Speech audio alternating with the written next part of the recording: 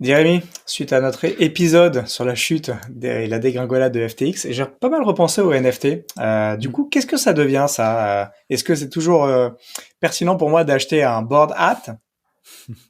Eh bien, pas vraiment. Là, c'est pas la folie, ça dégringole vu que les cours des crypto-monnaies ont aussi chuté. Mais ce qui est très intéressant, c'est que la technologie, je pense, est là pour rester. Et il y a pas mal d'entreprises et de cas d'usage qui sont en train de se créer, en tout cas de se construire de manière plus présente. Donc, je pense que les prochains mois et années vont être intéressantes. Super intéressant. Du coup, est-ce que tu peux nous faire un petit récap de ce qui se passe en ce moment? Mais carrément, c'est parti. Bonjour et bienvenue sur encore un podcast tech. Une sélection du meilleur de la tech une fois par semaine. Salut Rémi. Salut Greg, comment ça va? Bah ça va pas mal, ça va pas mal. It's Friday, so C'est vrai, c'est ça va vrai. pas mal. Je devrais pas Quoi, le tu dire parce que dévoiles nos bon. secrets? Ouais, c'est clair. Quoi, vous n'enregistrez pas en Non, live, c'est inadmissible. Moi, non, je me c'est lève exprès tous les jeudis matins à 7h pour écouter votre Alors, podcast. Et là, effectivement, en général, nous enregistrons le samedi à 5 heures du matin. ouais, Mais là, exceptionnellement, du coup, on a pris beaucoup d'avance, donc on enregistre l'épisode de la semaine prochaine. c'est clair. T'imagines les furieux. C'est clair. Non, bah écoute, avant de dévoiler tous nos secrets, effectivement, j'aurais profité pour dire merci aux personnes qui nous écoutent. Voilà, je suis content parce que les audiences augmentent. Nous avons Mm. de plus en plus de personnes qui sont intéressées et qui voilà picorent dans nos sujets en fonction de leur thème de prédilection. Donc voilà, je trouve ça hyper intéressant.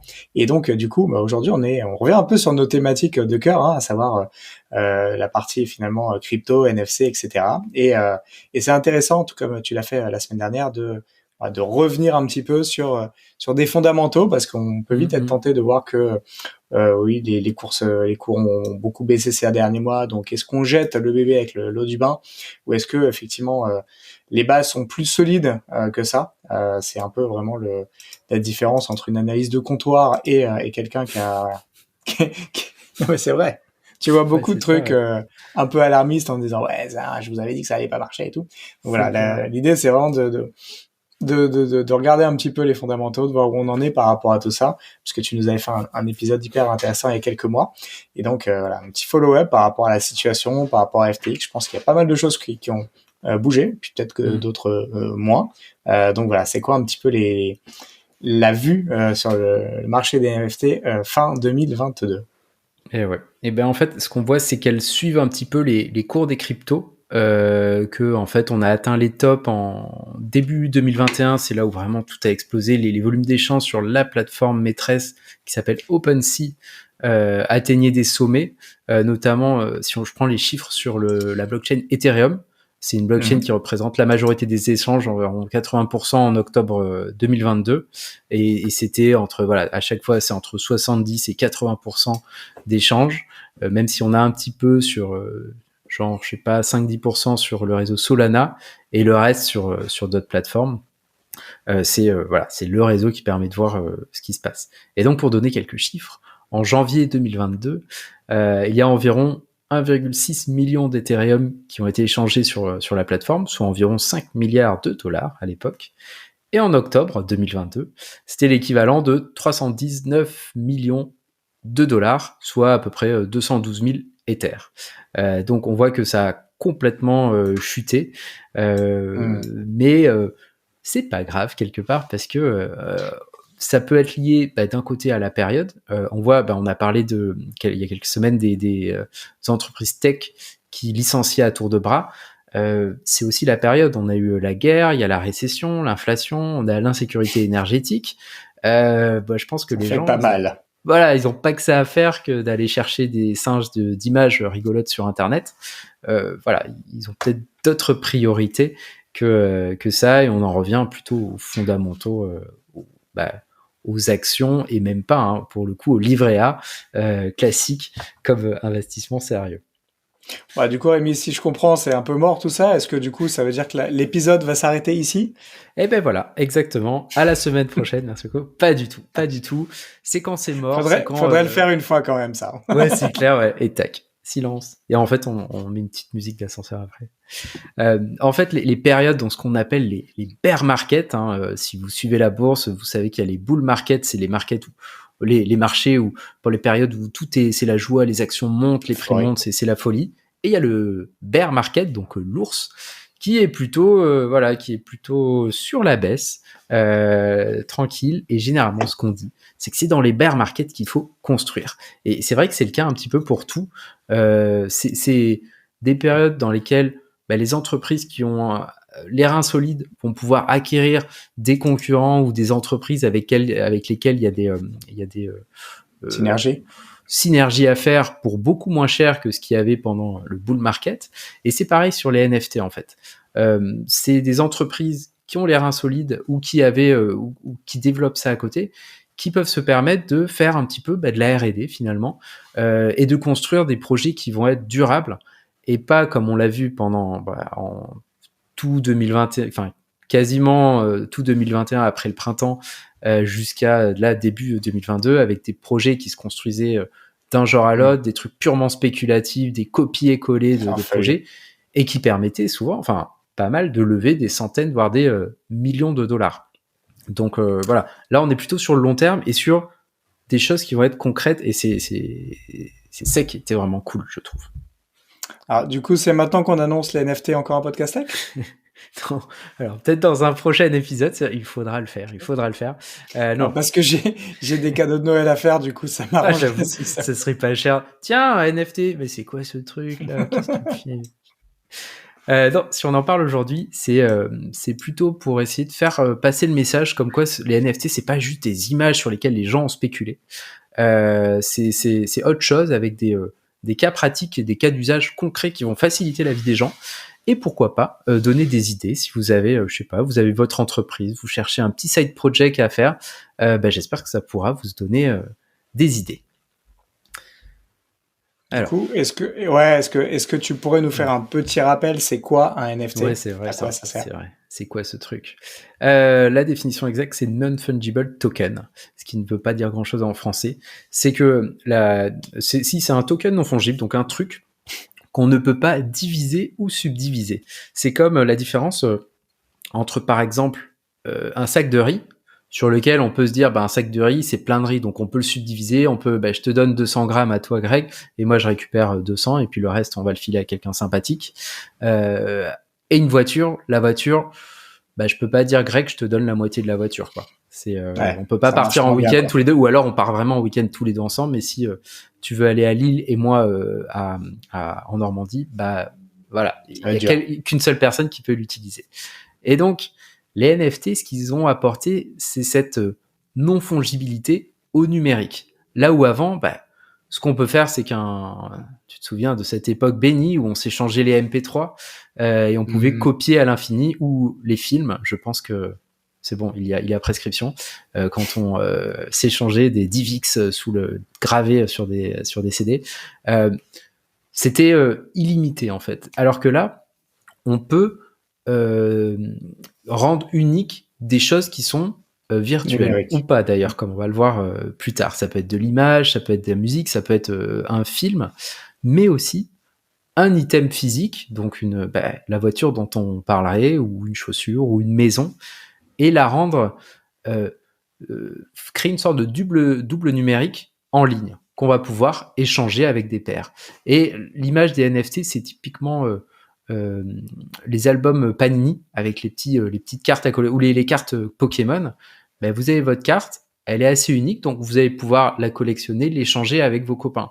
Pareil sur Internet, vous pouvez avoir, je sais pas, un jeu de cartes Pokémon, et vous allez pouvoir échanger des cartes, jouer à des jeux, etc.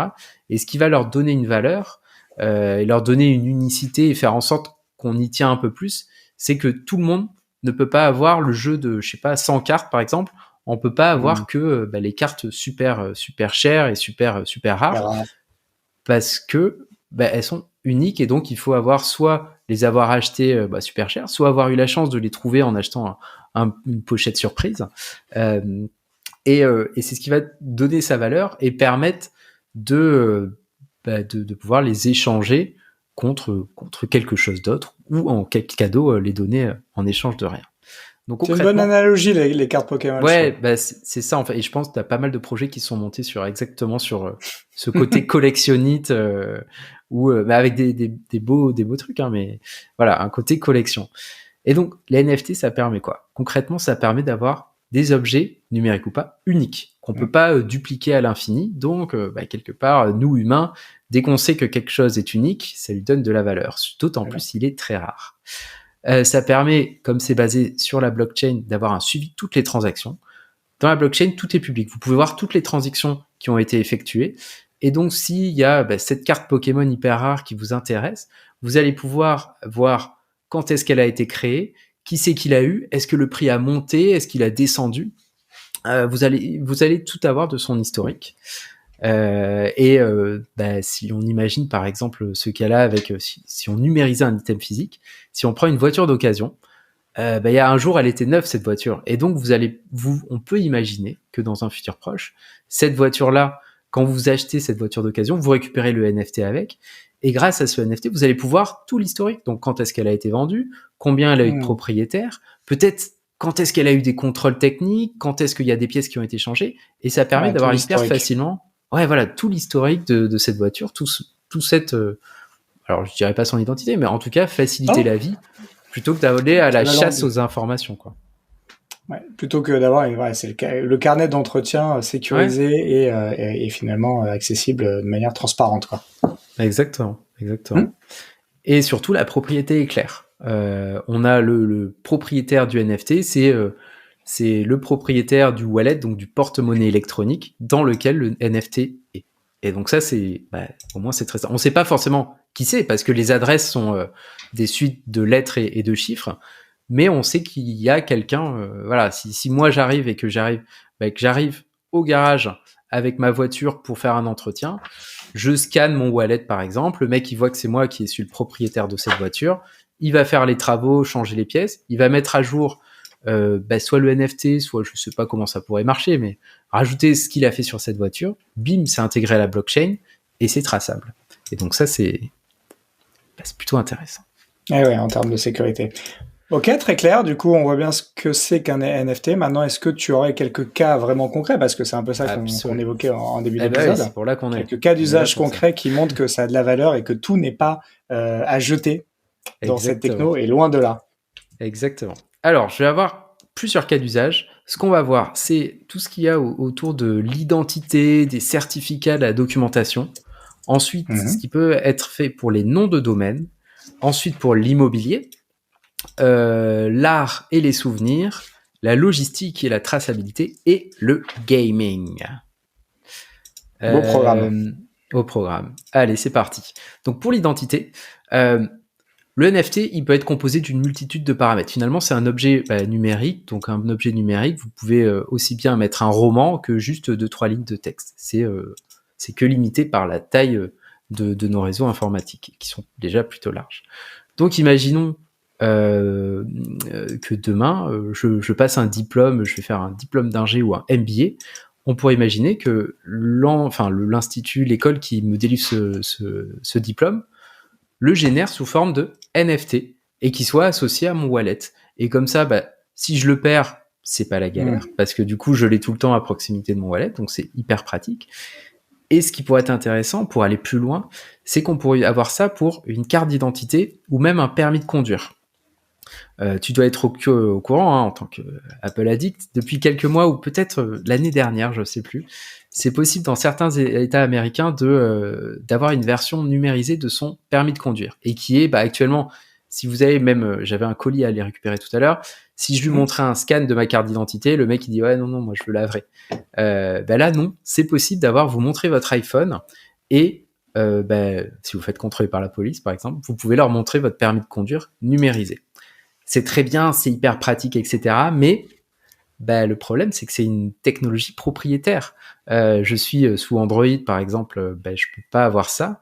Alors qu'en utilisant la blockchain, on pourrait, c'est ouvert, n'importe quel fabricant pourrait créer le wallet qui s'y connecte pour montrer, et ça serait un peu accessible à tout le monde, et pas que les propriétaires de téléphones Apple pourraient avoir leur application qui se connecte à la blockchain et qui valide le truc. Et ça, c'est intéressant parce que on a parlé il y a quelques semaines ou mois de la souveraineté numérique. Et là, c'est plutôt la souveraineté personnel, c'est le fait d'être propriétaire, ou non, avec le fait divers, on avait parlé même de, voilà, du fait d'être propriétaire de ces données. De ces données-là. Tout à fait.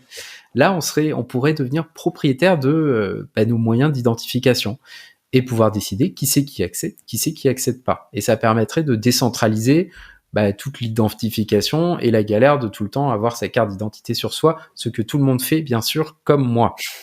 Ce n'est pas le cas. Et on a un autre exemple avec le dossier médical, par exemple. Actuellement, vous le savez, on en a parlé, il est hébergé chez les serveurs de Microsoft. Donc même s'ils disent non, promis, c'est sécurisé et tout, le gouvernement américain, il peut dire demain à Microsoft, écoutez, les cocos, d'ailleurs c'est peut-être le cas, vous nous donnez la clé, comme ça on peut regarder toutes les données médicales de tous les Français. Avec un dossier médical qui serait décentralisé et lié, ou en tout cas soit stocké, soit lié à notre porte-monnaie électronique, on pourrait décider qui c'est qui accède ou pas. Notre wallet en fait servirait de clé d'entrée ou d'autorisation. Et on pourrait dire, le médecin référent, forcément, il peut avoir accès à tout parce que c'est son job. Mais pour je sais pas, on doit aller faire une analyse sanguine, ils ont peut-être pas besoin de tout savoir sur votre historique. Peut-être qu'ils ont juste besoin de votre, votre numéro de carte sociale. Comment ça s'appelle déjà ? Carte vitale. Ouais, le numéro de carte vitale qui serait du coup décentralisé. Et puis éventuellement notre mutuelle, mais c'est tout. Ils n'ont pas besoin d'avoir tout votre historique sur les 10 dernières années. Et donc ça serait vous qui validerez ou pas ces options. Le contrôle total de nos données personnelles, quoi. Exactement. Ok. Et si on perd son porte-monnaie, parce que moi j'ai déjà perdu ma carte d'identité plusieurs fois. Eh ben justement, c'est là où en fait il y a besoin de faciliter. Il y a un gros travail de facilitation de toute l'expérience utilisateur qui, pour être sincèrement honnête, est vraiment pourrie actuellement. Enfin, faut mettre les mains à la pâte. Normalement, quand tu crées ton wallet, tu as une suite de 12 mots-clés qu'il faut bien écrire et cacher quelque part, ou qui permettra de récupérer accès à ce wallet sur n'importe quel outil. Mais n'empêche que c'est quand même super contraignant. Donc là, comme on parle quand même de services qui sont gérés par l'État, on pourrait imaginer que l'État pourrait prendre une certaine... te délivrer assez facilement un double quand tu si tu te déplaces, soit tu montes ta carte d'identité ou des choses comme ça. Mais c'est un peu les gros challenges qu'il y a sur les cryptos en général et tout ce qu'on appelle le Web3. Voilà, c'est que l'expérience utilisateur est vraiment pourrie et très complexe. Mais il y a beaucoup de projets qui réfléchissent à ce sujet, donc je pense que on devrait avoir des choses plus intéressantes à montrer, en tout cas. Heureusement qu'on a un podcast, on peut rien montrer, c'est cool. Oui, c'est plus pratique. Voilà, dans une période plus ou moins proche. Ok, bon exemple. Est-ce que tu aurais d'autres cas d'usage à nous partager ? Oui, les noms de domaine. Toi, tu connais, c'est un peu niche, certes. Très bien. Mais voilà, actuellement, si vous achetez un domaine en .com, donc par exemple...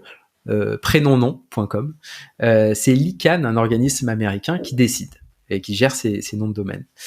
Si les USA, demain, je sais pas pourquoi, mais on sait jamais, ils décident que si t'es pas résident américain, t'as pas le droit au .com, tac, un simple appel à l'ICANN, et l'ICANN, il te coupe la propriété à ce nom de domaine. Je pense que alors, t'es pas propriétaire d'un nom de domaine, en vrai. On n'est pas vraiment, exactement, on est locataire, vu qu'on paye régulièrement un droit d'accès. Utile. Et en plus, même s'il y a des sites qui existent pour ça, c'est un peu la galère pour transférer vous êtes propriétaire, c'est un peu la galère pour transférer la propriété. Sur la blockchain, sur pas mal de réseaux, réseaux blockchain, là je pense à celui qui est Ethereum, mais ça existe aussi sur Solana, sur Tezos. Vous avez des noms de domaine en .eth. Moi, par exemple, j'ai Rémi-Valade tout attaché .eth.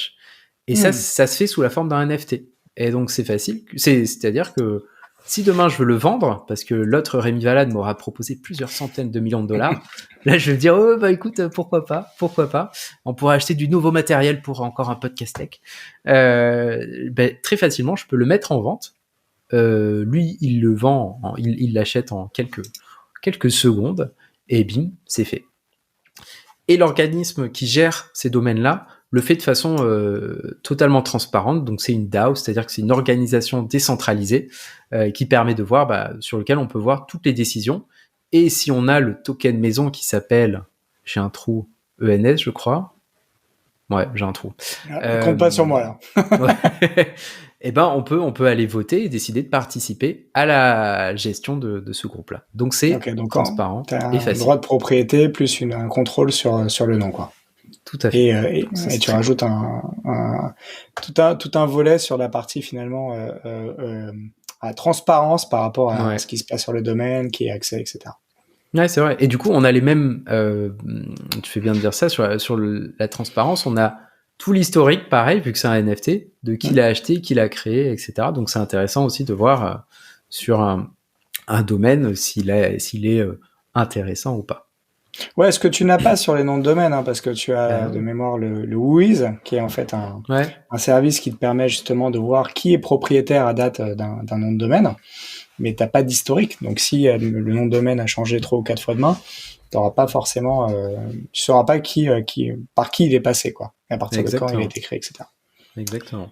Ok, oui, très clair. Exactement. Quoi d'autre? Je crois que tu as des trucs à nous dire sur l'immobilier. Exactement. Donc, quelque chose de concret, du tangible, du solide, voilà, qui parlera même aux investisseurs. La pierre, monsieur, exactement.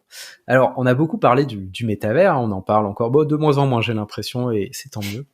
Je sais pas si vous vous souvenez, mais si tu te souvenais, il y a quelques mois, début 2022, Carrefour a, par exemple, annoncé en grande pompe sur les réseaux sociaux avoir acheté un terrain sur The Sandbox pour à peu près 120 Ethers, ce qui faisait à peu près 300 000 euros en février 2022. Donc j'ai regardé et actuellement, s'ils les vendaient, donc en fait c'était plusieurs terrains, il y en a 9, on pourrait en tirer un grand max, et j'ai été vraiment très généreux, 15 à 20 Ethers, ce qui représente, c'est facile à compter en ce moment, un Ether c'est environ 1000 euros, un petit peu plus, entre 15 000 et 20 000 euros, soit une chute quand même de plus de 90%. Voilà, ça fait mal. Sachant qu'ils ont rien fait. Et donc, on en a parlé, bon là pour le coup, la bulle métavers, et même si je pense que les terrains virtuels, il y a quelque chose à faire, il y a des choses à faire. Le problème, c'est que là, la plupart c'est pas les seuls à s'être engouffrés, à dire, nous, on veut notre pied-à-terre dans le métavers.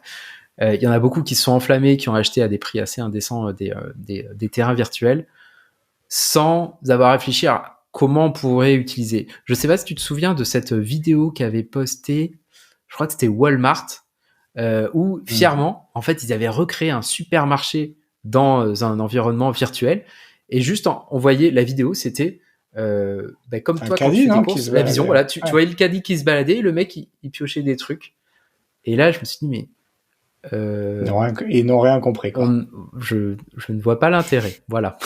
Exactement. Déjà, ça fait pas rêver d'aller pousser un caddie, mais alors. Bah ouais, alors virtuellement, autant tu vois, sur un site e-commerce c'est facile parce que tu vas chercher tes trucs rapidement avec le moteur, tu rajoutes ajouter au panier. Je comprends qu'on fasse ses courses sur un site et ensuite on va aller chercher où on se fait livrer, mais reproduire l'expérience du supermarché, ou alors c'était peut-être pour faire peur aux gens. Mais je crois pas. Alors, faudrait la jouer à fond, hein, c'est-à-dire, voilà, pour y aller, tu prends la voiture, les embouteillages, ouais, voilà, exactement. Pour te garer, tu portes les. Là, à ce moment-là, effectivement, tu vas jusqu'au bout du truc, quoi. Un métavers qui se rapproche de la réalité. Ouais. Mais c'est vrai que ça fait moins rêver.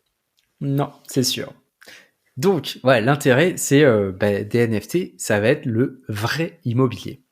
Et on a par exemple des projets comme Realty, REALT, qui permettent d'acheter ce qu'on appelle de l'immobilier tokenisé. C'est-à-dire que vous avez un bien qui est divisé en plein de morceaux et chacun vendu dans les $50 à peu près. Donc soit, après, en tant qu'investisseur, toi tu peux aller en acheter, enfin moi ou toi on peut aller en acheter, et soit on attend que le bien prenne de la valeur et on va le revendre, soit on peut aussi percevoir un nouveau loyer tous les mois, ce qui est plutôt intéressant. Et donc donc là, en l'occurrence, c'est pas des NFT, mais c'est des tokens, vu qu'ils sont fongibles, vu qu'on pourrait l'immeuble a été divisé en plusieurs parties, mais ça facilite vraiment. C'est un exemple comme quoi la blockchain, on peut vraiment l'utiliser pour faciliter le transfert de propriété. Moi, j'ai acheté mon appart. Ouais, vas-y, Rémi. Je pose ma question. Moi, j'ai acheté mon appart il y a à peu près 2 ans, en 2020. Et du coup, en sortant de chez le notaire, on a eu un énorme dossier d'une centaine de pages qui traîne sur une étagère. Si mon appart brûle, je serais bien embêté, je pense, parce qu'il faudra revenir chez le notaire, payer peut-être une facture pour qu'il nous fasse une copie de tout le dossier, etc. Mais si mon appartement était en fait un NFT, qui a été transmis de pair à pair, et chez le notaire, on a acté avec les anciens propriétaires le fait que maintenant c'est nous qui avons sa propriété, mon appart il brûle, ça m'embêtera un peu. Je serais quand même embêté, je pense. Mais en tout cas, je serai toujours propriétaire du NFT. Non, mais c'est-à-dire que ça sera plus facile si je perds le dossier. Bon, ça risque pas vu l'épaisseur, mais finalement, je m'en fiche et c'est même plus facile pour ma gestion parce que je sais que mon NFT, il est là dans mon wallet, donc je suis pas embêté à avoir un gros dossier qui prend la poussière quelque part.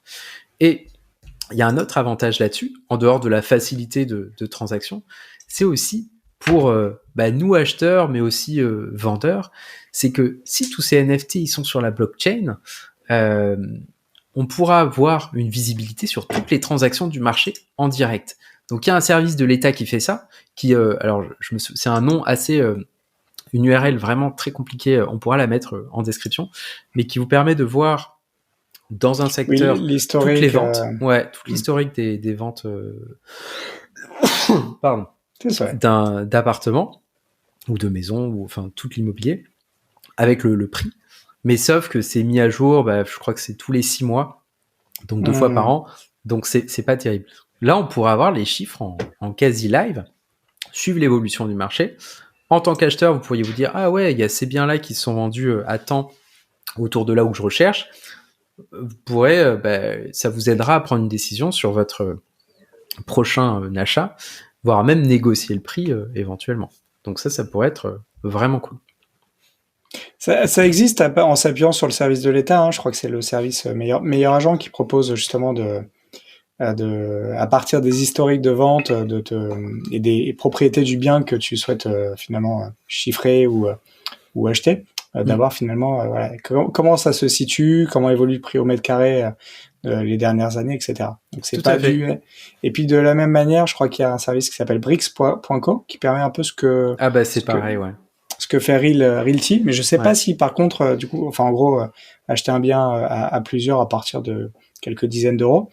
Et par contre, je ne sais pas si derrière ton bien de propriété est matérialisé sous la forme d'un NFT. Alors, je suis pas sûr. Je crois que j'avais lu quelque chose sur eux et soit ils sont en train de le faire, soit ils l'ont fait, mais je crois pas que c'est le cas. Ok. Mais en tout cas, il y a beaucoup d'entreprises qui se lancent sur ce secteur, et notamment en France.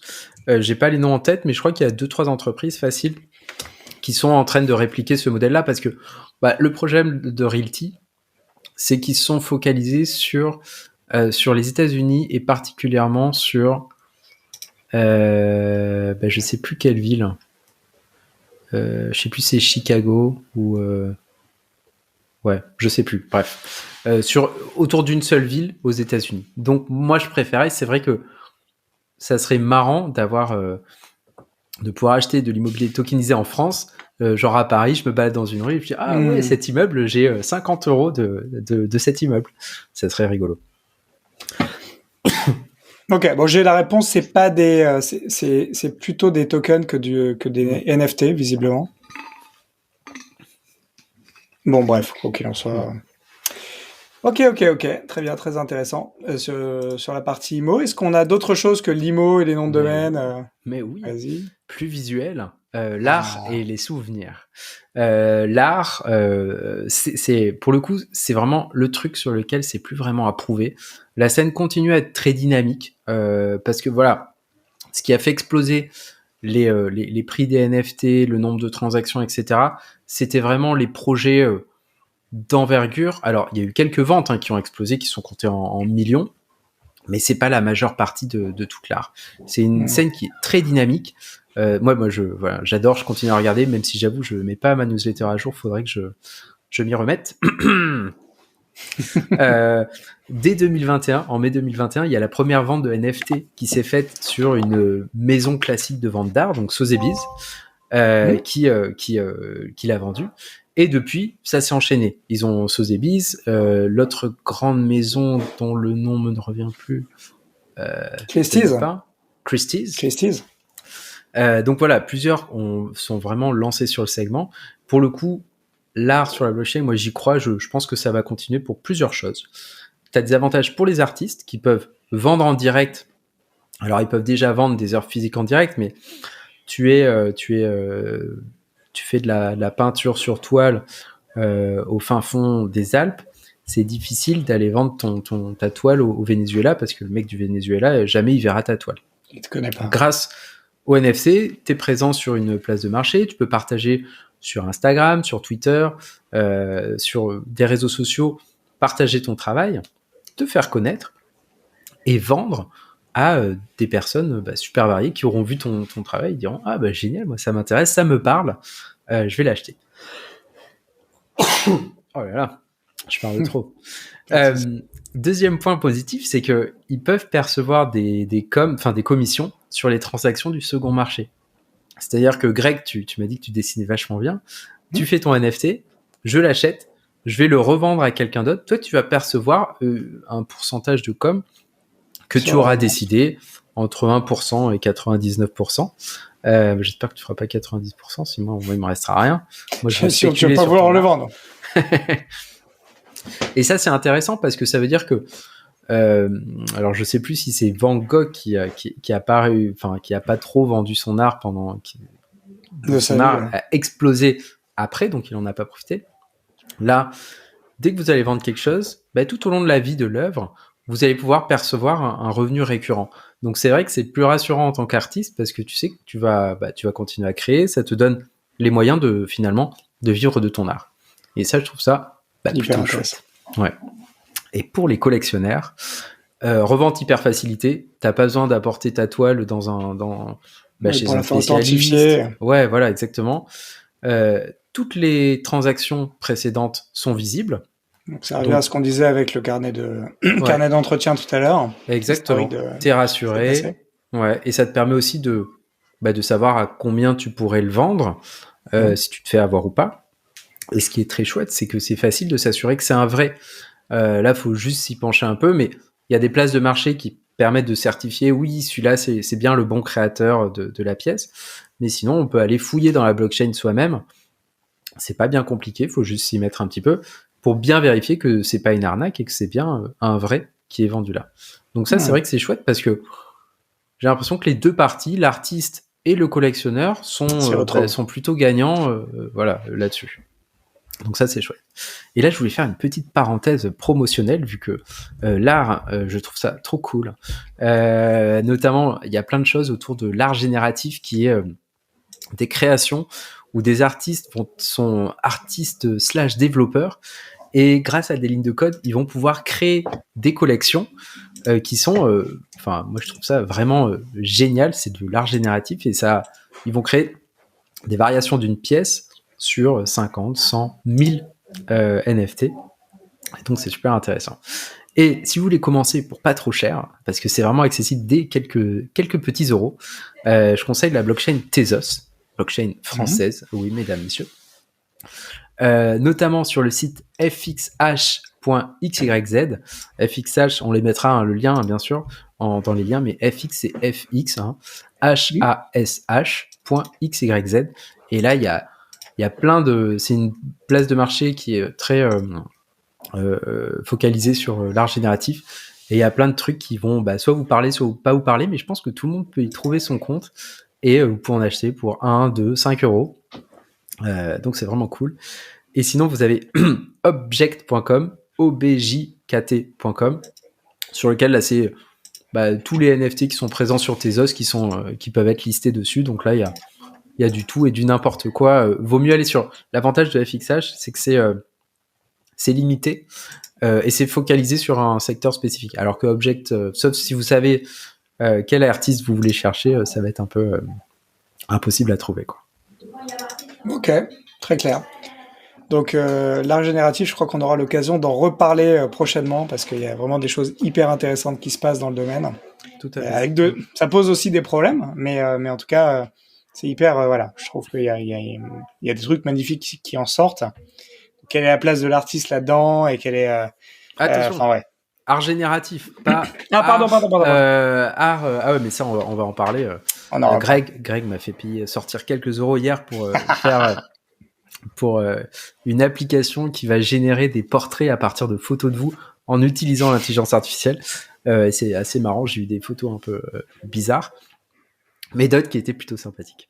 Donc Tout à ouais, fait. carrément, ça on va en parler, super Oh, sujet. Tant pour moi, autre sujet. Et l'autre, lié un petit peu à l'art, on a tout ce qui est souvenirs.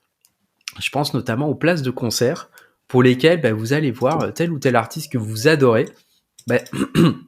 Certains gardent les tickets, mais les tickets, ça se perd, c'est pas très joli, ça peut brûler.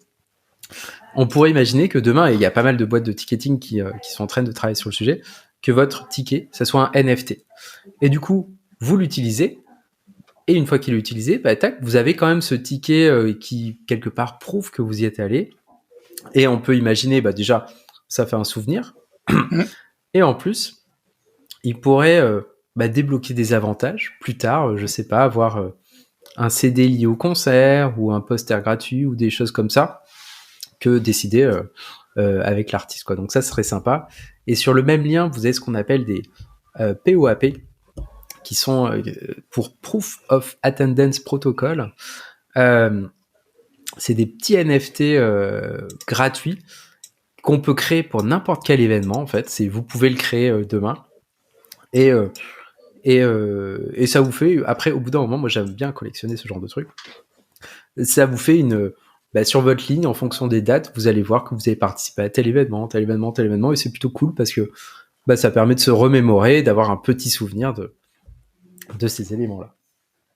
Canon. C'est un peu l'équivalent du comment on appelle ça? La petite carte que tu reçois ou du ticket de concert que tu gardes plusieurs années après pour dire tiens, j'ai été à ce festival, j'étais à ce truc-là. Ouais. Très clair. Non, c'est chouette. Et là, en plus, il pourrait un peu se lâcher sur les tickets parce que tu vois, par exemple, on va voir Julien Doré bientôt. Et le ticket, c'est le ticket édité par la Fnac, il est moche, quoi. Enfin, si c'était un NFT, Julien Doré, il pourrait dire ah ouais, j'aimerais bien qu'il y ait ma photo, là on va mettre ça va être joli. Carrément. Un liseré doré, ça pourrait être plus rigolo que juste le truc marqué. En plus, c'est pareil que pour le théâtre, quoi. Enfin, si le titre il est super long, il est coupé à la fin, donc bon, c'est dommage. Voilà. Moi, j'aurais bien aimé, par exemple, avoir ça. Quand j'étais jeune, je collectionnais les tickets de cinéma parce que tu vois, je me disais j'ai vu tel film, et j'avais des piles. J'allais beaucoup au cinéma. Magnifique. Et j'avais des piles énormes. Et c'est vrai que tout ça s'efface, ça se perd, ça vieillit mal. Donc, j'aurais bien aimé avoir un petit tracking de tous les films que j'étais allé voir, quoi. Voilà. Parenthèse. J'aurais dû naître maintenant. T'aurais pas connu le 3310, etc., Rémi? C'est vrai. Et le N90. Le N90. Bon,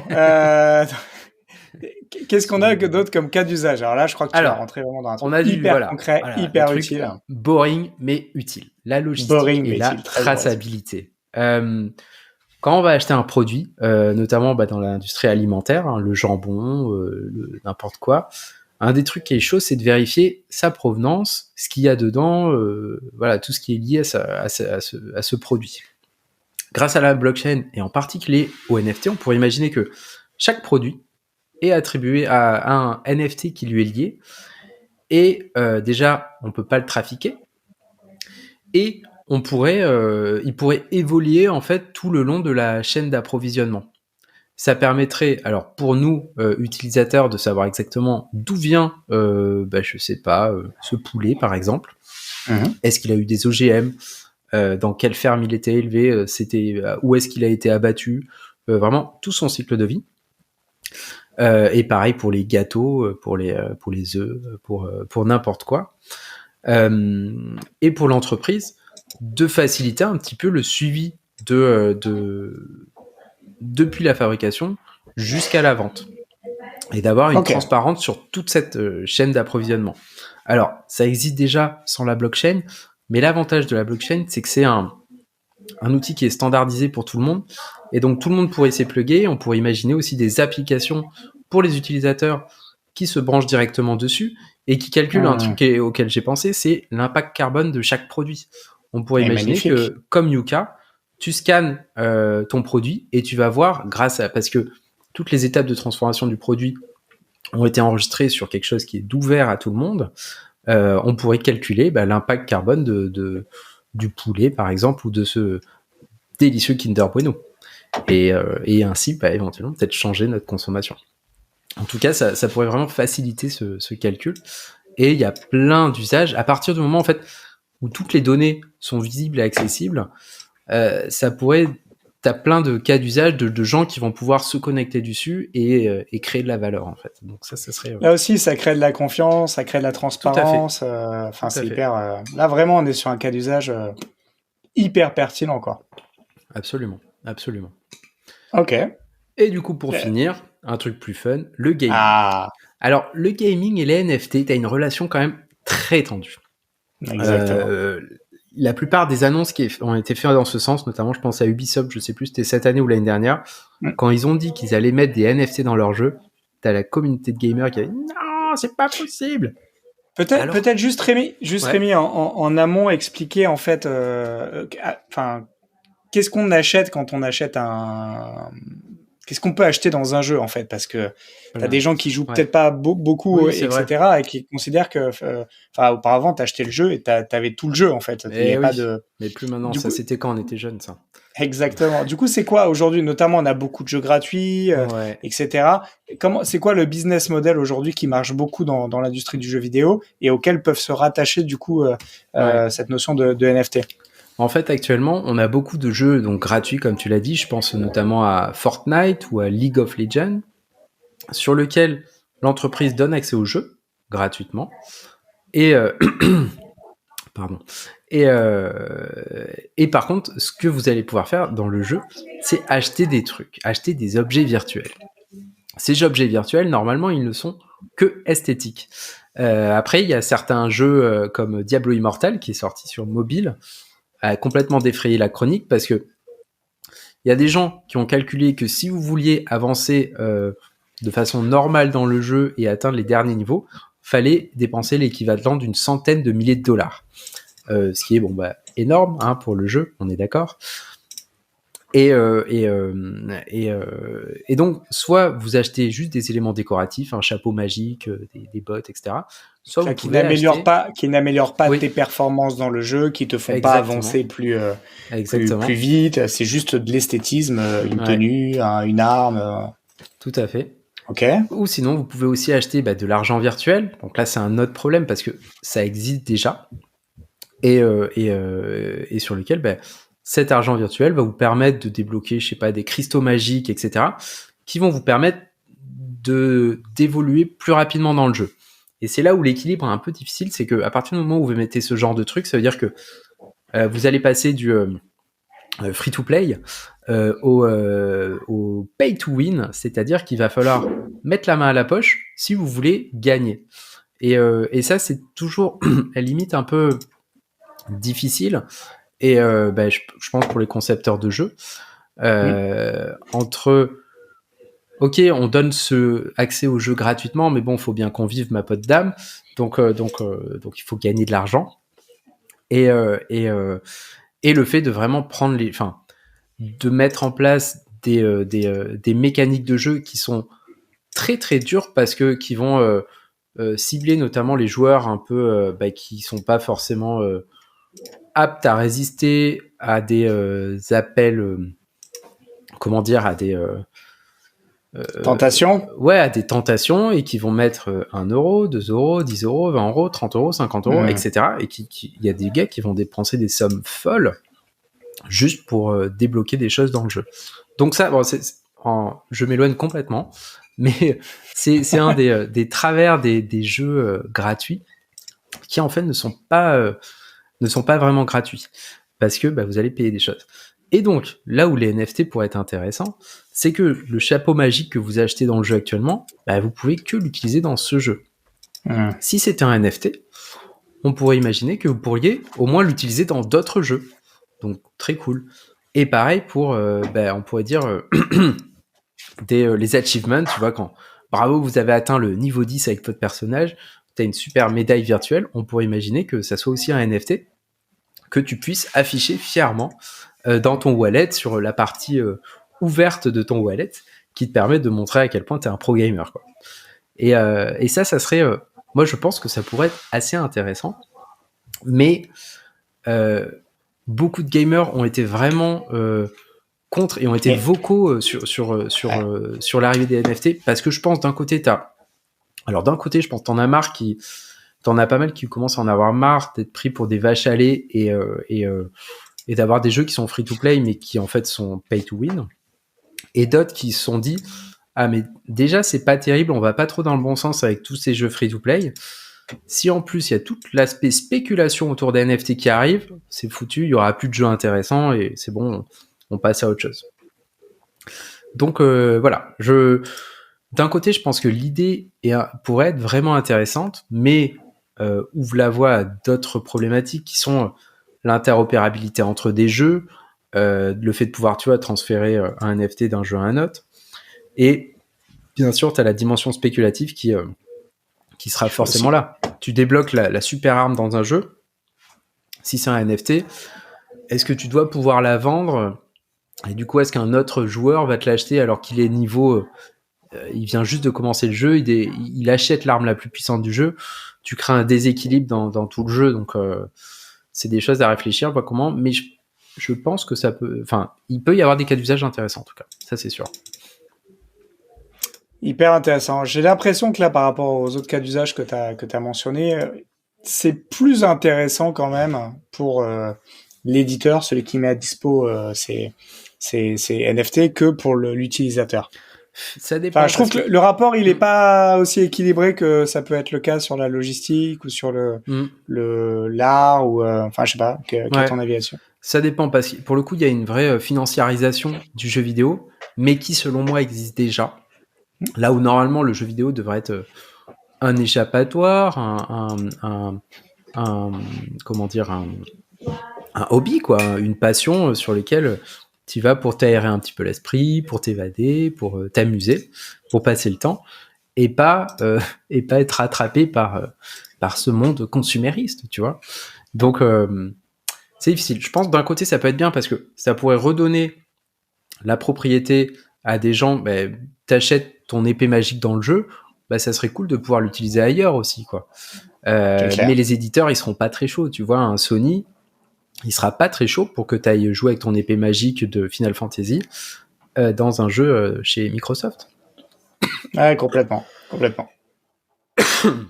Elle a pas la forme. Ouais, non, mais je parle trop.